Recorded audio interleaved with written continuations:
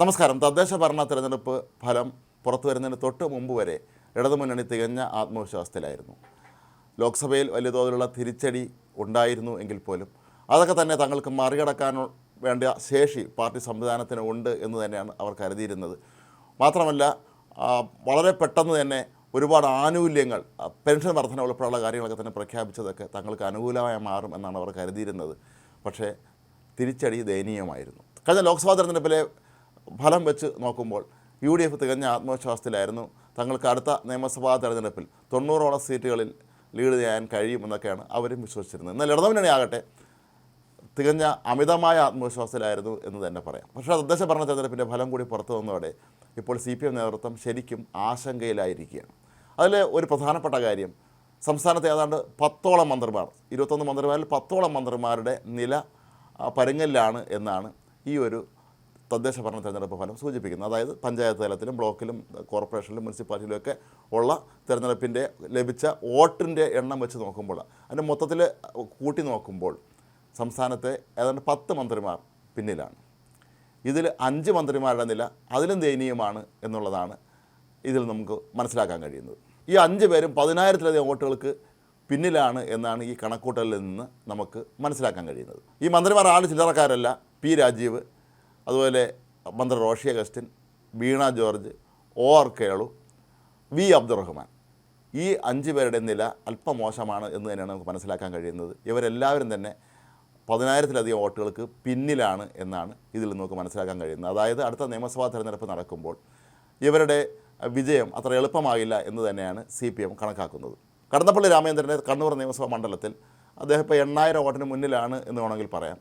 അതുപോലെ മന്ത്രി MB രാജേഷ് 6,000 വോട്ടിന് മുന്നിലാണ് എന്നും പറയാം. മന്ത്രി V. ശിവൻകുട്ടി 5,000 വോട്ടിന് മുന്നിലാണ് എങ്കിൽ പോലും ഇവിടെ ഇപ്പോൾ NDA ആണ് ലീഡ് ചെയ്യുന്നത് എന്നുള്ള കാര്യം CPMനെ അമ്പരപ്പിച്ചിട്ടുണ്ട്. കാരണം ഇവിടുത്തെ വാർഡുകളിലൊക്കെ തന്നെ NDA മുന്നണിക്ക്, BJPക്ക് വലിയ തോതിലുള്ള മുന്നേറ്റം ഉണ്ടാക്കാൻ കഴിഞ്ഞിട്ടുണ്ട്.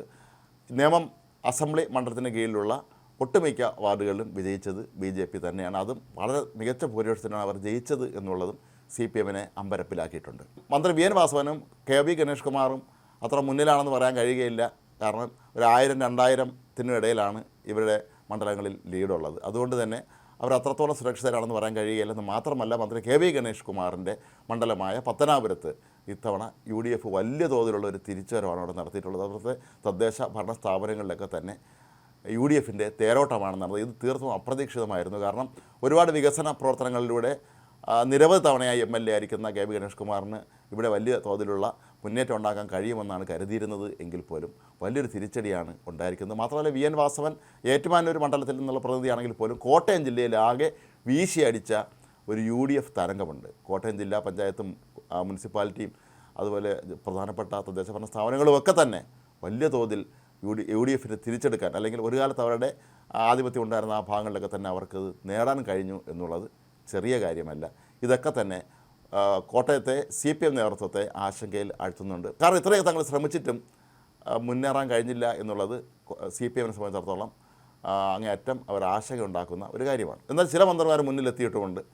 അതുപോലെ നമ്മുടെ സ്പീക്കർ AM ഷംസീർ, അദ്ദേഹം തലശ്ശേരി മണ്ഡലത്തെ പ്രതിനിധീകരിക്കുന്നു. അവിടെ 40,000-ൻ്റെ ലീഡാണ് ഉള്ളത്. മുഖ്യമന്ത്രിക്ക് 15,000 വോട്ടിൻ്റെയും GRNലിന് 13,000 വോട്ടിൻ്റെയൊക്കെ ലീഡുണ്ട്. KN ബാലഗോപാൽ, കൃഷിമന്ത്രി P. പ്രസാദ് എന്നിവരൊക്കെ തന്നെ 10,000 വോട്ടിന് മേലെ ലീഡ് ചെയ്ത് നിൽക്കുന്നവരാണ്. അവർക്ക് ഏതാണ്ട് സുരക്ഷിതരാണ് എന്ന് തന്നെ പറയാം. അതേസമയം CPMയുടെ മറ്റു ചില മന്ത്രിമാർ പിന്നിലാണ്. മന്ത്രി J. ചിഞ്ചുറാണി, അതുപോലെ മന്ത്രി K. രാജൻ, ഒപ്പം മുഖ്യമന്ത്രി വരുവൻ കൂടിയായ മന്ത്രി PA മുഹമ്മദ് റിയാസ്, ഇവരൊക്കെ തന്നെ 2,000-ലധികം വോട്ടിന് പിന്നിലാണ് എന്നുള്ളതാണ് ഇതിൽ ഏറ്റവും ഞെട്ടിപ്പിക്കുന്ന മറ്റൊരു വസ്തുത. അതേസമയം പ്രതിപക്ഷ നേതാവ് VD സതീശൻ്റെ മണ്ഡലമായ വടക്കൻ പറവൂരിൽ അവിടെ 10,000-ലധികം വോട്ടിൻ്റെ ലീഡ് UDFനുണ്ട്.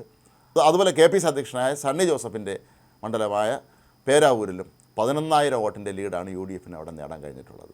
അപ്പോൾ ഇതിൽ നിന്ന് മനസ്സിലാക്കാൻ കഴിയുന്ന ഒരു പ്രധാനപ്പെട്ട വസ്തുത, UDF അവരുടെ പടലപ്പടക്കങ്ങളും ഗ്രൂപ്പ് കളികളും തർക്കങ്ങളും ഒക്കെ മാറ്റിവെച്ച് അതിശക്തമായി ഒന്ന് ശ്രമിച്ചാൽ നിഷ്പ്രയാസം അവർക്ക് കേരളം ഭരിക്കാം എന്ന് തന്നെയാണ്. പക്ഷേ അത്രത്തോളം സാധ്യമാകും എന്നുള്ള ചോദ്യം അവിടെ ഉയരുമ്പോൾ പോലും UDF വികസിപ്പിക്കാനും ഇപ്പോൾ അവർ നീക്കം നടത്തുന്നുണ്ട്. കേരള കോൺഗ്രസ് മാണി ഗ്രൂപ്പിനെ UDFിലേക്ക് കൊണ്ടുവരുമെന്നൊക്കെയാണ് പറഞ്ഞു കേൾക്കുന്നതെങ്കിലും അത് നടപ്പാവുന്ന ലക്ഷണമില്ല എന്ന് തന്നെയാണ് നമുക്ക് മനസ്സിലാക്കാൻ കഴിയുന്നത്. കാരണം കേരള കോൺഗ്രസ് മാണി ഗ്രൂപ്പിനെ സംബന്ധിച്ചിടത്തോളം അവർക്കും ഇങ്ങോട്ട് വരാൻ താല്പര്യമില്ലെന്ന് പറയപ്പെടുന്നാലും ഒരു ഭാഗം നേതാക്കൾക്ക് മുന്നണി വിടാൻ താല്പര്യമുണ്ടെങ്കിൽ പോലും മാണി ഗ്രൂപ്പിനെ LDF വിടാൻ കഴിയുകയില്ല. കാരണം അവർ UDF ചെന്നാൽ ഇപ്പോൾ ജോസഫ് ഗ്രൂപ്പിന് കളിക്കുന്ന സീറ്റുകളൊന്നും തന്നെ തങ്ങൾക്ക് വിട്ടുതരില്ല എന്നവർക്ക് നന്നായിട്ട് അറിയാം. ഇത് പിന്നീട് വലിയ തോതിലുള്ള തർക്കത്തിന് വഴിതെളിക്കുകയും തങ്ങൾക്കുള്ള സീറ്റ് കൂടി പരാജയപ്പെടുകയും ചെയ്യും എന്നവർക്കറിയാം. കൂടാതെ കഴിഞ്ഞ നിയമസഭാ തെരഞ്ഞെടുപ്പിൽ തന്നെ LDF നൽകിയ സീറ്റുകൾ പകുതിയോളമേ അവർക്ക് ജയിക്കാനും കഴിഞ്ഞുള്ളൂ. അവരുടെ പെർഫോമൻസ് മോശമായിരുന്നു. പലരുടെ ഏറ്റവും വലിയ നേതാവായ ജോസ് കെ മാണി പോലും പരാജയപ്പെട്ട അവസ്ഥയാണ് ഉണ്ടായിരുന്നത്.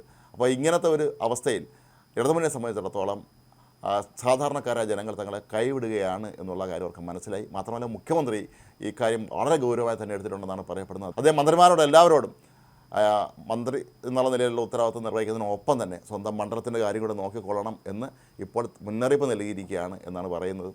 പല മന്ത്രിമാരും തങ്ങളുടെ മണ്ഡലത്തെ അവഗണിക്കുകയായിരുന്നു. അങ്ങോട്ട് തിരിഞ്ഞു നോക്കാതെ മന്ത്രി എന്നുള്ള നിലയിൽ കേരളം മുഴുവൻ ചുറ്റി നടന്ന ഓരോ ചടങ്ങുകളിൽ പങ്കെടുക്കുമ്പോഴും സ്വന്തം മണ്ഡലത്തിൽ നടക്കുന്ന കാര്യങ്ങളെക്കുറിച്ച് പോലും പലർക്കും വലിയ ധാരണയൊന്നും ഇല്ലായിരുന്നു എന്ന് സൂചിപ്പിക്കുന്ന നിരവധി സംഭവങ്ങൾ നമ്മുടെ നാട്ടിലുണ്ടായിട്ടുണ്ട്.